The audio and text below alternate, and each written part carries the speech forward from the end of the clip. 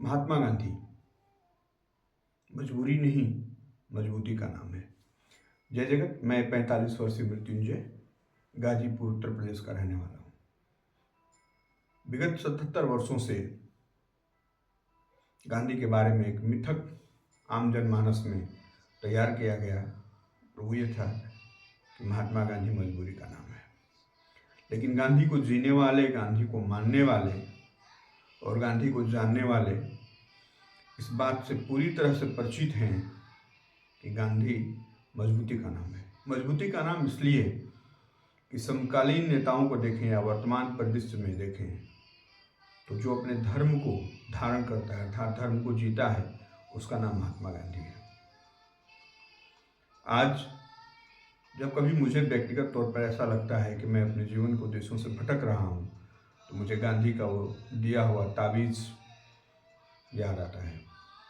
वो रास्ता दिखाता है, गांधी का वो जंतर रास्ता दिखाता है कि जो भी आप काम कर रहे हैं, उस काम को समाज का जो अंतिम व्यक्ति है, जो सबसे गरीब व्यक्ति है, क्या वो उसके लिए लाभदायक है? वो उसकी शिक्षा, स्वास्थ्य या उसके स्वराज की बात करता है? क्या वो पर्यावरण की सुरक्षा करता है? और ऐसे बहुत सारे लोग जो गांधी और गांधीवाद के बीच में गांधी को जीते हैं, हाशिए पर पड़े हुए हैं या कम संख्या में। एक ऐसे ही व्यक्ति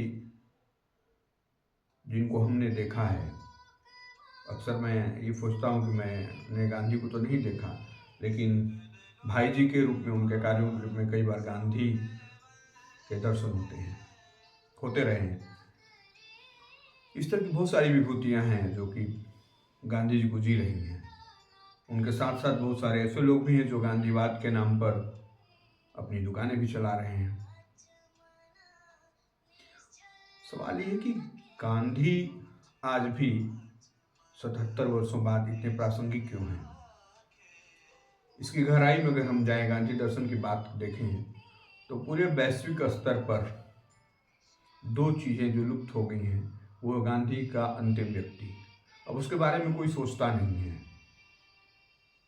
जब उसके बारे में कोई सोचता नहीं है तो फिर जो भी नीति निर्देशक बनते हैं, नियमों की बात होती है, जो भी योजनाएं बनाई जाती हैं, उसमें व्यक्ति सादा जीवन, उच्च विचार से परे हट करके सिर्फ अपने बारे में सोचता है।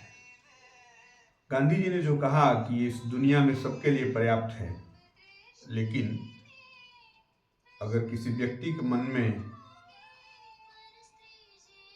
सारी चीज़ें अपने लिए निर्धारित हो गई हो तो उसके लिए कुछ भी पर्याप्त नहीं है।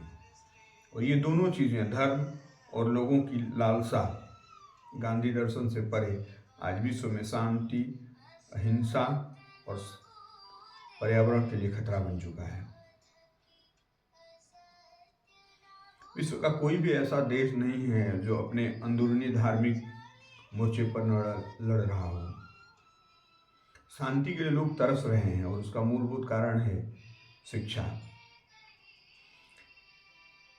गांधी मानते थे कि शांति के लिए शिक्षा बहुत जरूरी है। वो बच्चों के साथ शिक्षा को लेकर के काफ़ी कार्य करने के लिए प्रयासरत रहे हैं। आज के दिनों में देखा जाए तो शिक्षा एक मानव संसाधन का कार्य हो गई है और वहाँ पे शांति, अहिंसा, इन सारी चीज़ों से हट करके शिक्षा का तात्पर्य सिर्फ ये हो गया है कि किस तरीके से आजीविका के साधन खड़े किया जा सके। विश्वविद्यालयों में गांधी दर्शन की बात या नैतिक चरित्रों की बात हांसी पर चली गई है। वहाँ पे ये है कि किस तरीके से आप डॉक्टर बन रहे हैं तो डॉक्टर बनने के साथ आप मानवीय मूल्यों की बात न करें, इंजीनियर बन रहे हैं तो मानवीय मूल्यों की बात न करें। नई तालीम हांसी पर चली गई है। गांधी के बाद विनोबा भावे जैसे संत, जिन्होंने बड़े स्तर पर आंदोलनों की शुरुआत किया, भू आंदोलन चलाए, सारी चीज़ें कहीं ना कहीं वर्तमान समय में हांसी पर चली गई हैं। और उसका एक महत्वपूर्ण कारण ये हो गया है कि कहीं ना तो कहीं बहुत सारे लोग सत्ता के सामने झुक रहे हैं। जब हम अपनी बात को नहीं कह पा रहे हैं, लोगों की दुख दर्द को लेकर के सामने नहीं आ पा रहे हैं, सत्याग्रहों का ऐसा लगता है कि वो दौर चला गया है। ऐसे में आज गांधी और भी प्रासंगिक हो गए हैं और आने वाले समय में भी